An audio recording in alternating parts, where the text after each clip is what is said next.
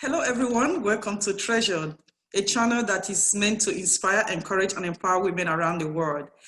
Today, we have two beautiful ladies that will be joining us, and we are going to talk about all things politics, today.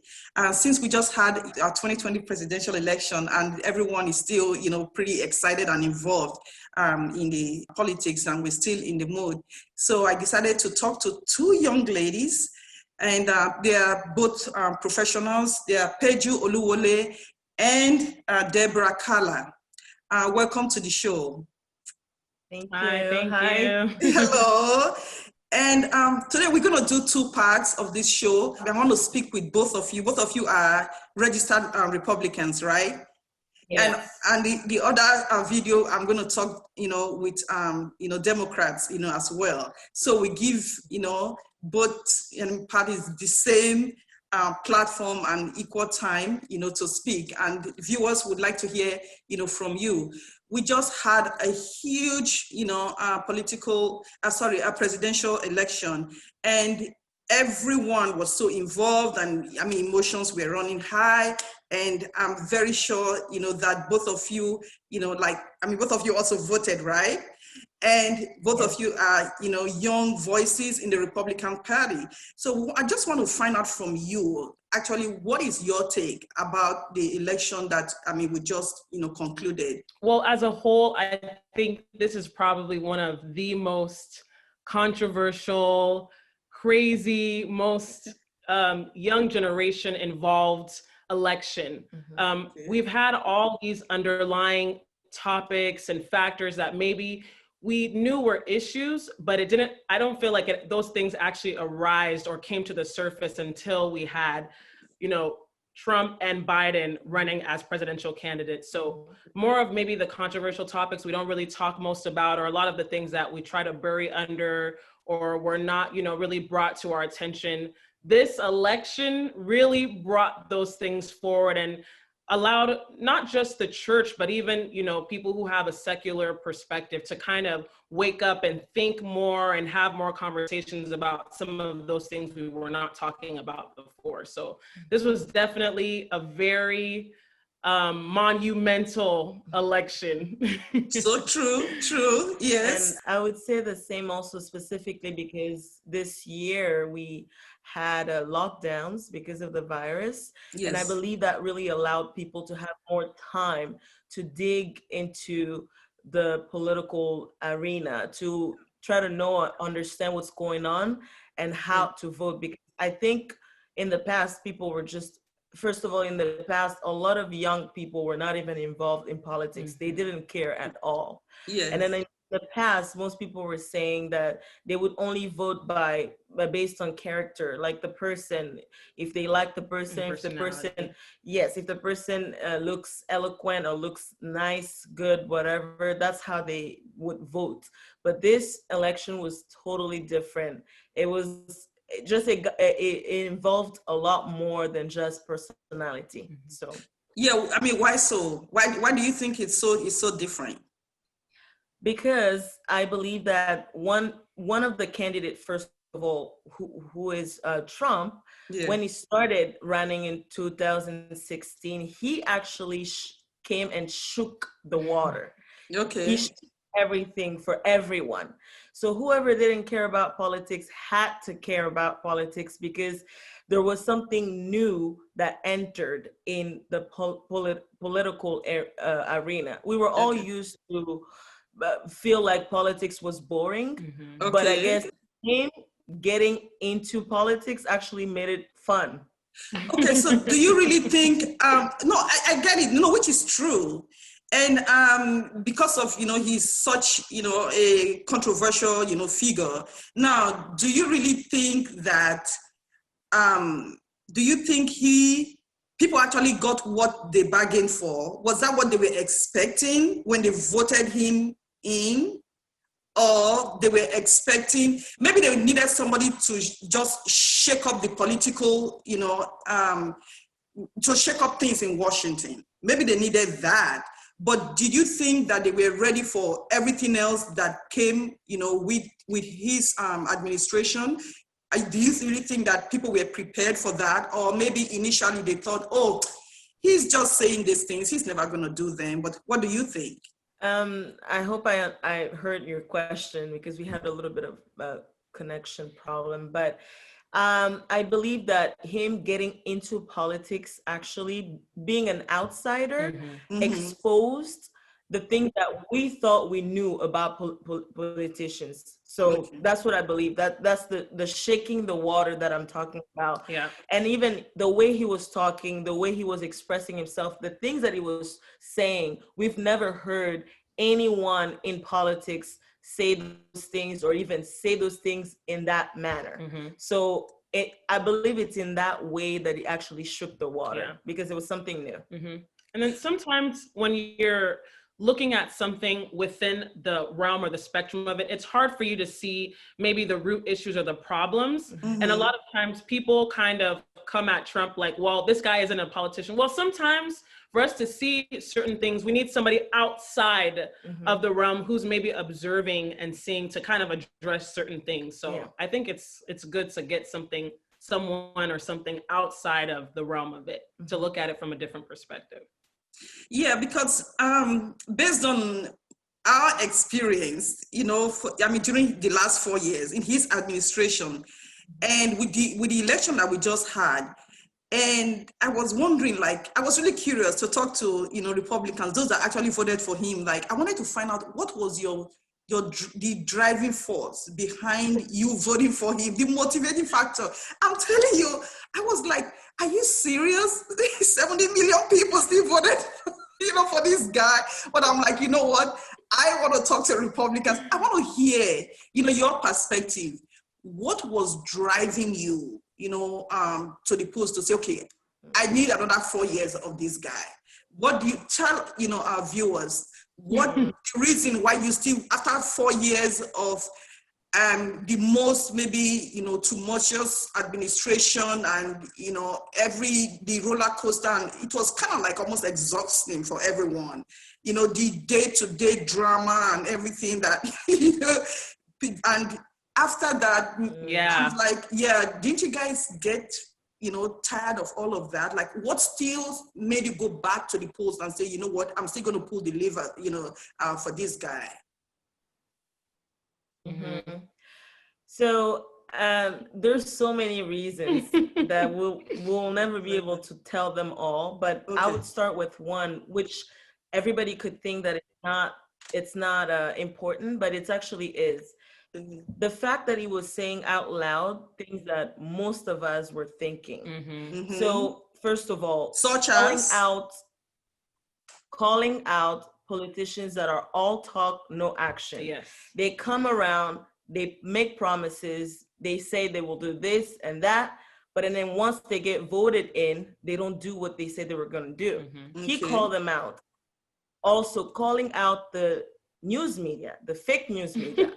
So many of us, even coming from other countries, we know that the media is directed or led by a group of people who decide which narrative to give to people. Even in our countries back home in Africa or wherever we come from, we know that.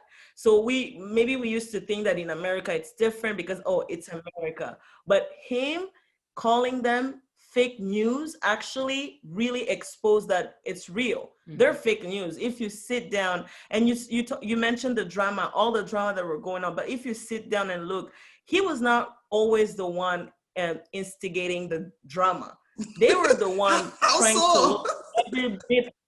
But I mean, if the man is drinking water and he has his way of drinking water, the media goes about it. They will make a big deal out of it, like he's drinking like a kid. That's the kind of coverage. Or he's supposed to be saving the country. How could you drink water? It's so extensive. Yes, and childish. And that's the kind of coverage we had in the media. People that were watching the news, it was all about Trump every day, all day. I think I'm going to, kind of push back a little bit on that, because I know there's also the media, the ones that also favor him, Fox and all of them, they were also biased, as well. Yeah. Very biased, towards him. Biased in terms of, promoting him. And then maybe you would say, some other, media, news media coverage, they are also, biased against him. Some are biased, for him. So I think it goes both ways. Yes. So why can it not be balanced? Must it be like, so one-sided? I know that's the, polarization of, our society right now. And what, we're going through, okay, Republicans, this channel, this is for Republicans, and then this is for Democrats. It ought not to be so. Yeah, you know what, I agree in that sense, in that what we always talk about is true journalism is when the reporters take data and information that's been found, and they present it to their audience and allow their audience to come up with their own rationale or their own conclusions. Okay. But in this sense, where we do have people who fall on certain parties, I think it's okay for there to be certain news outlets that maybe, ascribe to those who are looking for, those kind of things that suit them. Should we have true journalism? Absolutely. Is there true journalism? No, not anymore. All in all, I think what's more important is when it comes to journalism, what's important is whatever news we're reading, regardless of whether it's Fox News, CNN, it's our job to do our own research. We should never take whatever information we hear and just allow it to be our source. Because Fox News, as you said, is biased too. Yeah, do you think the average voter takes time out to actually get to learn, and know about the issues, study the issues, know about the issues before they actually go vote, or they just go by party identification and they say, because I'm a registered, Democrat, I must vote Democrat. Because I'm a registered Republican, I must vote Republican. Or because I'm a registered independent, that's how, I have to vote. Do people actually take time to educate themselves about, the issues, about the policies, about what these people actually stand for? Or are people just going by, identity, politics, and just everybody just gets sucked in, and then there's this deep, divide amongst us, and enormous polarization among everyone and between both parties. That's also another thing. Why don't people actually look at the raw data and and educate themselves about the issues of the day? Because that's how we've been brought up. I mean, this is part of a bigger agenda. I'm not going to get into conspiracy theory, but it's just the reality at this point, because look, the society in which we live right now is made so that we don't have time to even research on our own. And they have made it so that we look up to them as their source of our source of information. First of all, there are people in this country who have 2, 3, 4 jobs. You go in the morning, you come back at night, you're too tired, you don't have time to do anything. You turn on the TVs that they have made for us with all the 500 channels that we have if you have cable. It's so that you don't think that you need to look elsewhere, but you have already 500 channels, all the news channels, it's enough. So I'll get as much information as I need. So that's how they have worked in our mental. So when you come home, you don't have time to look elsewhere, and you just watch TV, and whatever they tell you on your screen, that's what you believe. But that's why I was saying that this year was different, because we didn't have anything else to do but look for information. And even though we had channels, we had news, we could still feel there are people that really had to be led by their intuition. They could still feel that there was something missing, that the people on the screen were not telling us everything. And you know what, even in addition to that, because I know you asked us, how can we want to vote somebody another 4 years like Donald Trump? For me, I was a Democrat. Like, I can say that I was a Democrat. I had all the gear. I went back to my, social media, and I was looking at my old posts, and I had all the leftist ideology posted on my stuff. But what happened was, somebody brought to my attention if I was involved in politics, and if I was actually, she helped talk to me about it. And she kind of presented something to me, and she was like, you know what, this is what I've done, but I would just encourage you to do your own research. If you're Democrat, why are you Democrat? And I really had to think about that, like, why am I Democrat? Am I Democrat because I was born into it, because, or because I'm Black, so I'm supposed to vote Democrat? So I went online, I did my research, I heard opposing people's views. All the Republicans, I listened to what they had to say, I listened to what Democrats had to say, and then I was able to come to my own conclusions. So with my research, I left the Democrat Party. Yes, you walked away. Yeah, and the same way as, go ahead. Oh no, I was going to say, okay, so you left, Democrat Party. They didn't leave you, you left them. Am I correct? Yes. Okay, but you know what? Yeah, go ahead. Someone like me, for example, when I came here, I didn't know nothing about this, like the two parties. And when I was supposed to do my driver's license or fill out all the forms, I had to ask, okay, so what does this mean? Like, which one should I pick? And because I'm in California, the lady told me, just pick Democrat. You're in California. Like, she didn't even take the time. She did not take the time to at least explain me which party stand for and let me decide. She just told me, oh, because you're in California, pick Democrat. And I didn't know that I was a Democrat until 2016. Oh, so you did, okay, that's very interesting. Now, both of you are young people. So do you think the Republican Party, or what do you think the party needs to do in order to, embrace the views and the agenda of young people, or young people, of color like you? I know people sometimes vote along, racial lines or party lines. We should vote, according to the issues, after we have, educated ourselves about, the issues and the policies and where we stand and what aligns, with our, beliefs and convictions, as individuals. If you can tell us, what the Republican Party needs to do, to embrace your own views. I think the Republican Party, I think through Trump, I can't even say through the Republican Party, because even before the election, Trump wasn't necessarily Republican. Yeah. Right. But I'm glad you said that. Yeah. A lot of people don't know that. Yeah. So yeah, go ahead. I think with the right agenda, like, their motive is to bring division, is to, maybe establish more Christian or conservative values. So in their policies, they can be reaching out to a certain group, but I think it's not just in the policies. I think it needs to be taken in the action. And I think that's where Republicans have maybe failed in reaching out to the communities. And there have been a history of Republicans or people on the right who try to go out to communities and were maybe rejected by a lot of the low income minority, population, which they try to help. Why so? I think because the Democrat Party actually instilled into the people that the Republican Party was the racist party. So where it broke. I believe this, that's my opinion. And then because of some of the research that I've done, because the first Black people who entered into politics, they were Republicans. So until today, I would like to understand where the shift happened, that the Black people of the past were actually choosing the Republican Party over the Democrat Party until it was told to us that the Republican Party is the old white male parties, and they're all racist.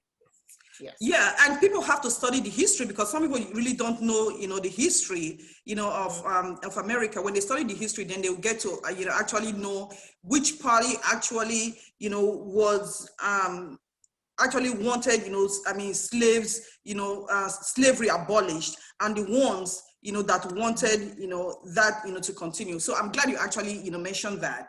And because, like you said, today, if you look at the statistics, because I actually looked, at the Pew Research statistics even before, we came on. for, people in your category, Black women, you are actually, I would say, like 30, make up like 31%, in terms of, when you talk about party affiliation. They're not saying everybody that vote, like, party affiliation, but for the Democrats, it's about 60 something percent, which is like twice that, 63%. And then you're thinking, and then you look at all the demographics, and you see that, especially like the white male, uneducated white male, most of them, they identify with the Republican Party, and then those, the evangelicals identify almost like 70 something percent of them, almost 80% identify with the Republican Party, and then and so on and so forth. And then Black women, a lot of them, higher percentage of them, identify with the Democrats. So if you look at it that way, how can even the Republican Party embrace, or expand its tent, to other minorities? Well, I think one of the problems is a party can reach out and do its best to try to accommodate and make changes for a certain group of people, but the Black community also needs to take accountability and wanting to change, right? And so one of the reasons why we shift away from Democrats is because they've made all these promises. They said they're going to help us all these years. Things are supposed to happen, and nothing has changed. Why? Because we continue to vote these same politicians in political positions of authority. So at the same time, if we want change, not only does the Republican Party, have to do their part, but we also have to add that 50% where we are saying, okay, yes, we want to work with you guys. For example, Ice Cube. Ice Cube, he went to both parties trying to present another plan or policy to help the Black community. He went to the Democratic administration. They said, we're going to talk to you after the election. Then he went to the Republican administration, and they said, okay, let's have a conversation. It's like, we will be willing to work with people who are willing to work with us, but we as a Black community have to be willing, So at a certain point, I think we can't keep pointing fingers and saying, the Republican Party did this, the Democratic Party did this. Like, we have to hold accountability and want to make that change for our communities as well. One of the questions you asked was how will the Republican Party embrace our views as young Black people? I don't think that's the right question, because young people right now, this generation, our views are messed up. I'm just going to put it that way, to be honest. That's how I see it. Our views are messed up because of maybe some of us, like the education, where we come from, our background, the things that, and then religion, if we are people of faith or not, and the things that we're being taught in school, the indoctrination. So I believe, and I will always say that both parties have failed us, minorities. You think both parties have failed young people, or they have failed minorities? They have failed minorities in general, because one party was actually using the minority as a pawn, like has pawns to put out there and say, we will do this for you, we'll do that for you, vote for us, we'll do any. They've been doing that for years, and to the point that it became a culture for the minority people, the minorities. It became our culture to vote for them, and we even stopped thinking. Like, we became dumb. Insanity, doing the same thing over and over expecting a different result. We've been voting for those people for years, and we were still expecting different results. Look at the state of where we are. Where we are right now, we're almost nowhere. So now, one party was using us as pawns, saying, vote for us, do this, and we'll do this for you. And the other party was, I would say, just wimps. Like, they wouldn't do what the other party had us already. So that's why I always say Trump came and shook the water, meaning he called them out, both parties. He called the Democrat out, saying that you've been talking and talking, but doing nothing. And he called out the Republican that you have to be for the people. You need to reach out. All Americans from all demographics. The Republican Party today is actually expanding itself. If you look at the race, the House and the Congress, they picked up some seats. That we have, yes, this is Trump. It's Trump new Republican Party. It's not the Republican Party that we used to know.